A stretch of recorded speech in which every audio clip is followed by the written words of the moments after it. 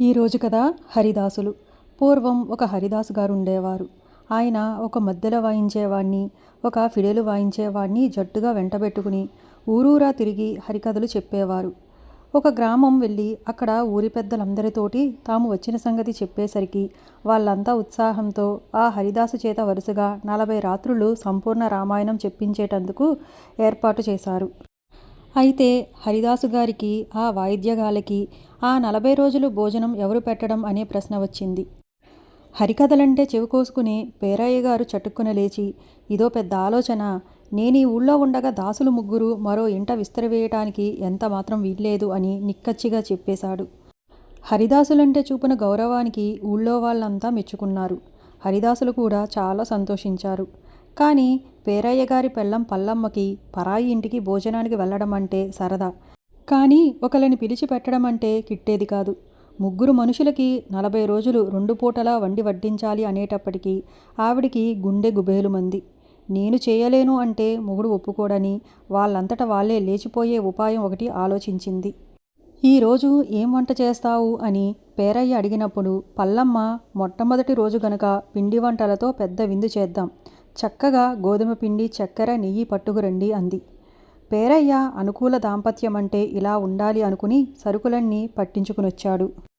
పల్లమ్మ వంట చేస్తూ ఉంటే పేరయ్య హరిదాసులు ముగ్గురిని కొంచెం ముందుగానే పిలుచుకొచ్చి సావిట్లో కూర్చోబెట్టి వంట అయ్యేలోపు ఊసిపోవటానికని దాసుగారి చేత కొన్ని దరువులు పాడించుకున్నాడు. ఆయన పాడుతుంటే ఈయన తాళం వేయసాగాడు. పల్లమ్మ తనకి మొగుడికి పిల్లలకి మాత్రం సరిపోయే మామూలు వంట చేసి మొగుడుతో, ఏమండోయ్ వంట అయ్యింది, స్నానానికి లేవచ్చు అని చెప్పింది. ఆయన దాసుల్ని లెమ్మని చెప్పి మడికట్టుకోమంటుంటే పల్లమ్మ చటుక్కున, అయ్యో నా మతిమండ, విస్తరాకుల మాట చెప్పడం మర్చిపోయానండి అంది. అయితే ఏంలే అంటూ పేరయ్య గారు కత్తిపుచ్చుకుని ఊరి చివర కాలువవార ఉన్న అరటి తోటకు బయలుదేరి వెళ్ళాడు. మొగుడు తెచ్చిన గోధుమ పిండితో పల్లమ్మ గోధుమ గవ్వలు చేసి పాకం పట్టింది. కొంచెం ముద్ద మిగిల్చి ఆ పిండితో మనిషి ఆకారంలో 3 బొమ్మలు చేసి పీట మీద కూర్చోబెట్టింది. పల్లమ్మకి 4 కొడుకులున్నారు. తమాషాగా కనపడుతున్న పిండి బొమ్మల్ని చూసి ఆ పిల్లలు, అమ్మా వీళ్ళెవరే అని అడిగారు. అప్పుడు పల్లమ్మ సావిట్లో ఉన్న 3 దాసులకి వినపడేటట్లు పిల్లలతో, ఆ మొదట ఆయన హరిదాసు, రెండో ఆయన మద్దిల దాసు, మూడో ఆయన ఫిడేలు దాసు అని బొమ్మలకి పేర్లు పెట్టి చూపింది. దాసులు ముగ్గురికి లోపల ఉన్న బొమ్మల మాట ఏం తెలుసు, తమ మాటే ఆవిడ పిల్లలతో చెప్తుంది అనుకున్నారు. పిల్లలు మళ్ళీ పిండి బొమ్మలకేసి అవి చూపి, అమ్మా వీళ్ళనేం చేస్తావే అని అడిగారు. సలసలా కాగిన నూనెలో వేసి ముగ్గురిని దోరగా వేయిస్తాను అని పల్లమ్మ చెప్పింది.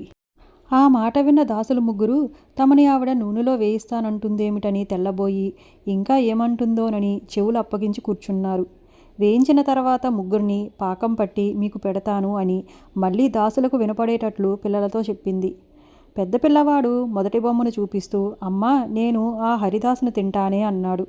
రెండోవాడు రెండో బొమ్మ చూపెడుతూ, నేను మద్దిల దాసును తింటానే అన్నాడు. మూడోవాడైతే నేను ఫిడేలు దాసును తినేస్తానే అని అరిచాడు. ఈ మాటలు వింటున్న దాసులకి ఆ పిల్లలు తమను తినేస్తారేమోనని బెదురు పుట్టింది. వీళ్ళు రాక్షసులు కాదు కదా అని భయం కలిగింది. ఇంతలో పల్లమ్మగారి 4వ కుర్రాడు, అమ్మా ఈ దాసుల్ని అన్నయ్యలకివ్వొద్దే, ముగ్గురిని నేనే మింగేస్తాను అంటూ మారం చేశాడు. దానితో సావిట్లో ఉన్న దాసులకి అనుమానం తీరిపోయింది. అది బ్రహ్మరాక్షసి ఇల్లే అని, అక్కడుంటే తమని వాళ్ళు నిజంగా తినేస్తారని భయంతోటి దాసులు ముగ్గురు పరుగు పుచ్చుకున్నారు. పక్క ఊరు చేరేదాకా వాళ్ళు వెనక్కి తిరిగి చూడలేదు. పేరయ్య గారు విస్తరాకుల కట్టతో ఇంటికి వచ్చి దాసులేరే అని భార్యని అడిగాడు.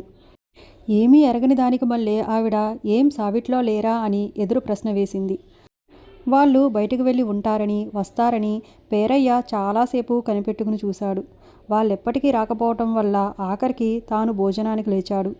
ఆ దాసులు హఠాత్తుగా ఎందుకు వెళ్ళిపోయారో, ఎక్కడికి వెళ్ళిపోయారో పేరయ్య గారికి కానీ ఊళ్ళో వాళ్ళకి కానీ అప్పటికీ ఇప్పటికీ తెలియనే తెలియదు.